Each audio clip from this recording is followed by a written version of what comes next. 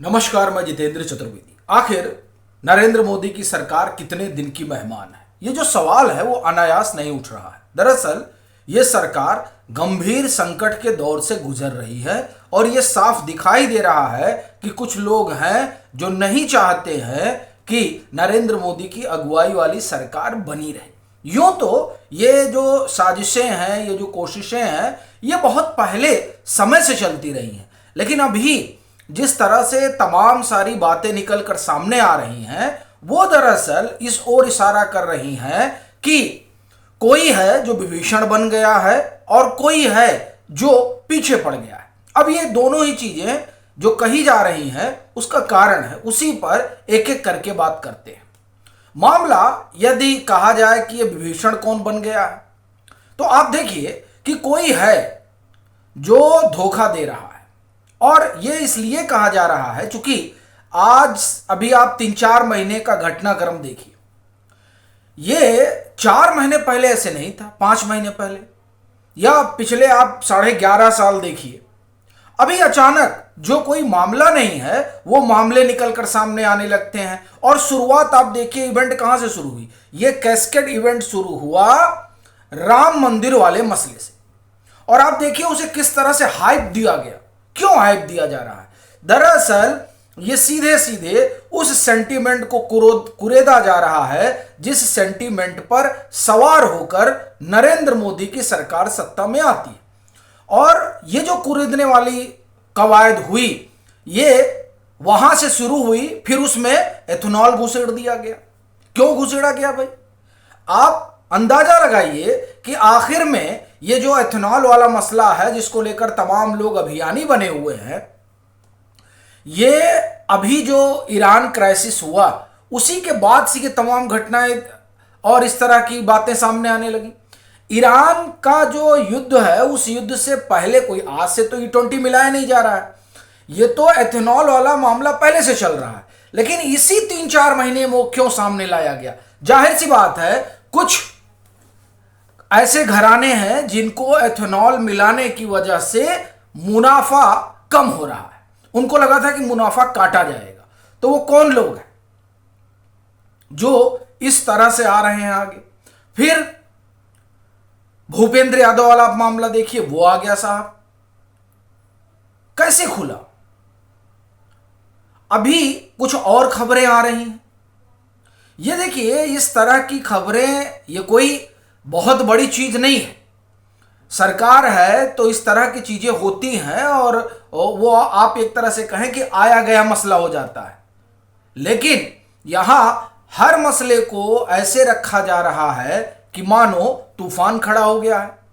भाई, यूपीए की सरकार में आप देखिए जो गड़बड़ियां होती थी उन गड़बड़ियों में प्रधानमंत्री फंस जाया करते थे।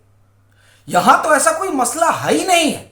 यहां पर तो निचले स्तर पर आप एक तरह से कहें कि 1-2 लोगों का नाम आ जाता है, सवाल यह उठता है उसके बाद भी सीधे सीधे सरकार को कटघरे में खड़ा कर दिया जाता है, प्रधानमंत्री नरेंद्र मोदी को लाकर खड़ा कर दिया जाता है। इसका मतलब यह है कि कोई भीतर घात कर रहा है।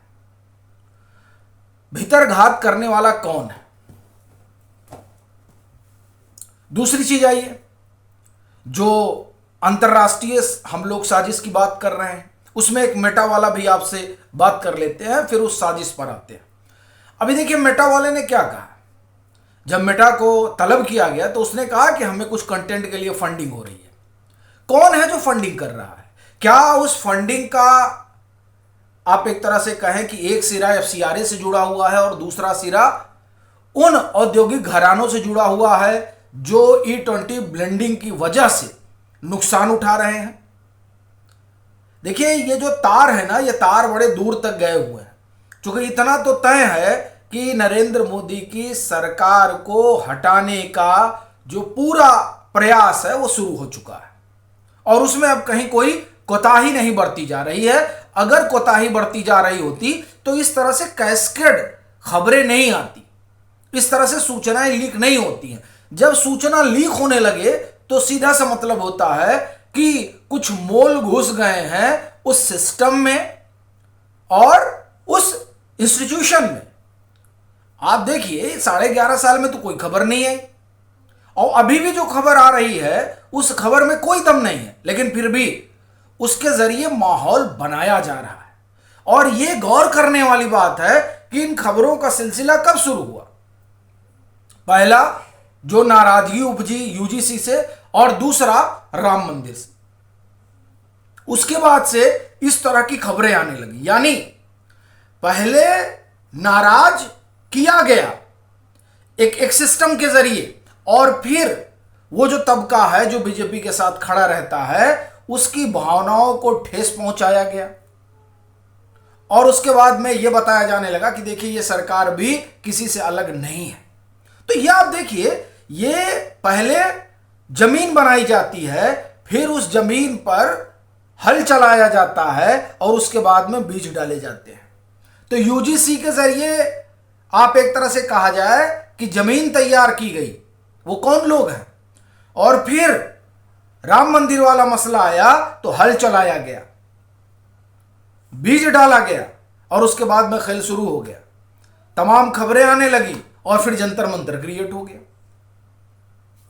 तो ये जो मेटा कह रहा है कि साहब हमें पेड किया, हमें पैसा दिया जा रहा है, तो कौन लोग हैं, और ये कितने दिन की परियोजना है, कितने दिन में नरेंद्र मोदी की सरकार को गिरा देना है, ये भी प्रोजेक्ट होगा, पूरा प्रोजेक्ट होगा। अब एक सिरा एफसीआरए वाला है।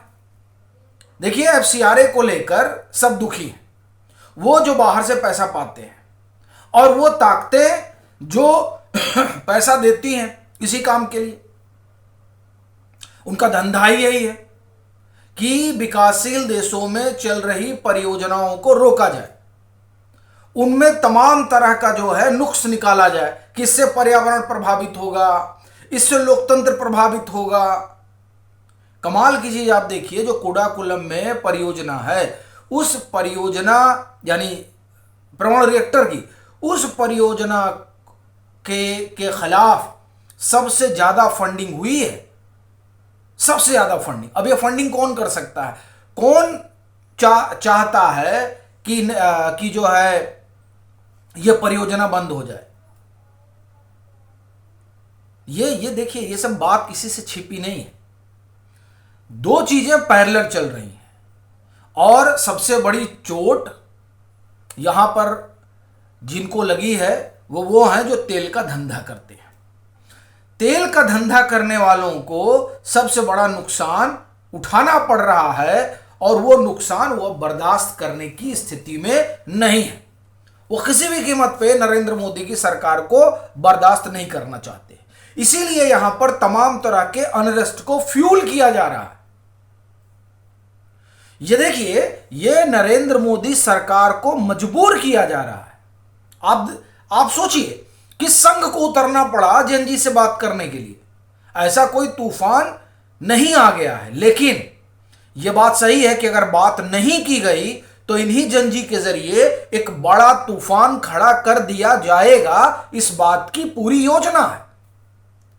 और ऐसा कहने की वजह है, ये राहुल गांधी पिछले 1 साल से जेएनजी की बात कर रहे थे, अचानक छात्रों की गूंज का कार्यक्रम शुरू हो जाता है, जंतर मंतर क्रिएट हो जाता है।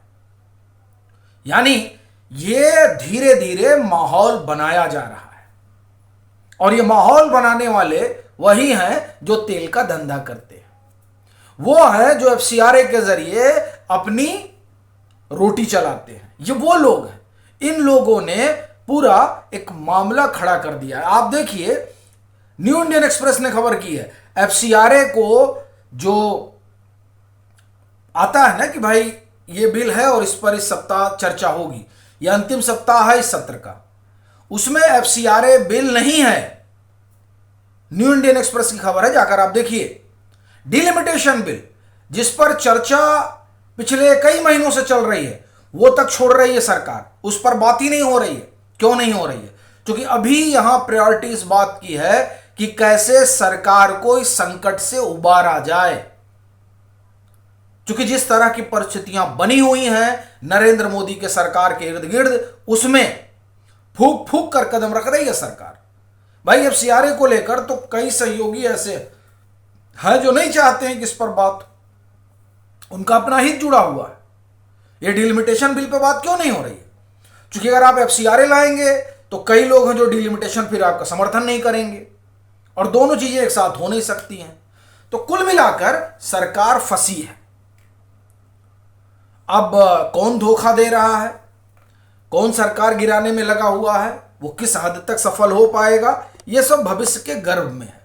लेकिन इतना जरूर है कि नरेंद्र मोदी की सरकार, आप एक तरह से कहें कि इस समय सबसे बुरे दौर से गुजर रही है, और इसीलिए यह सवाल खड़ा हो रहा है कि साहब कितना दिन।